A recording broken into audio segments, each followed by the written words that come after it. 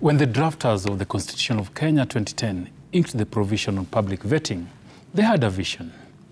They must have dreamt of transparency, meritocracy, and leaders appointed to public service would earn the trust of the people through scrutiny, competence, and integrity.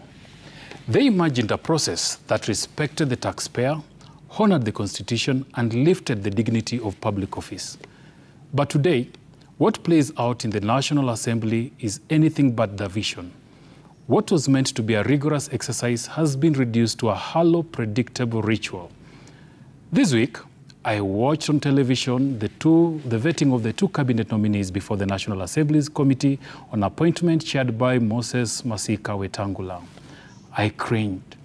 I cringed because the nominees fumbled and the interviewers were uninspired, unprepared, and uninterested. A town called Kacheliba, for example, or Elwak. Because if you are not somebody who knows the country, how will you then even make informed decisions in terms of special programs actually to help the people of Kenya? If you know Mbere and Nairobi, because I look at Mbere, Nairobi, Johannesburg, Ghana, and so on. So removing you from actually where these programs is, Honorable Speaker needs to convince me as a representative of the rural constituency. I thank you, Chair. You can answer those four in quick succession. Two from Koech, two from Posing. Thank you, Honorable Chair. Address me as Chairman or Speaker. Okay. Sorry. Thank you, Honorable Chairman. Chairman. I'm not a chair. Okay. I'm sitting on one. Okay. Yes. Sorry, I apologize. Thank you, Honorable Speaker.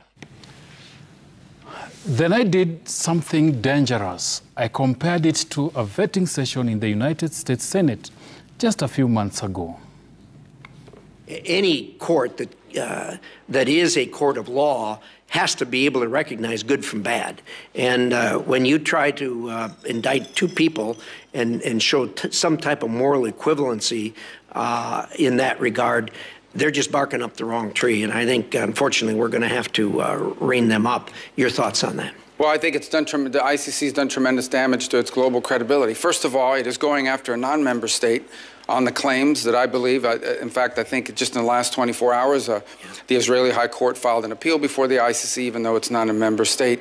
And I saw some of the filings from the prosecutor, Mr. Khan, was involved in that process. And he argues that they have the right to go after non-members for their activities within the confines of member states in this case. And I think, first of all, the whole premise of his prosecution is flawed. Now, maybe I'm being unfair. Maybe it's naive to compare 2 centuries of democratic evolution in America to Kenya's 3-decade-old journey. Maybe. But here's what the facts are. Our standards are not set by history. They are set by our Constitution and by the people of Kenya. This is not about America. This is about us, about you, the taxpayer, about me, the voter, about our children whose futures are being shaped by the very people these committees approve. Where are the 5 Ps of any credible vetting process, which are preparation, purpose, probing, professionalism, and maybe post-interview analysis? It's gone, it's forgotten, replaced with empty praises, political posturing, and pre-written approvals.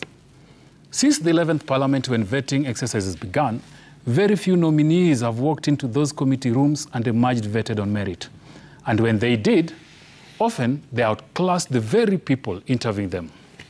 So what do we end up with? Cabinet secretaries who can't answer basic policy questions. Ministers who fumble with facts. Leaders who were never tested, never challenged, never held accountable. We end up with a government staffed by survivors of a political playlist, not champions of the Kenyan dream. The vetting process, as it stands, is a mockery of our democracy. It's an insult to the Public Appointments Parliamentary Approval Act. It is a waste of public resources, time, and national hope.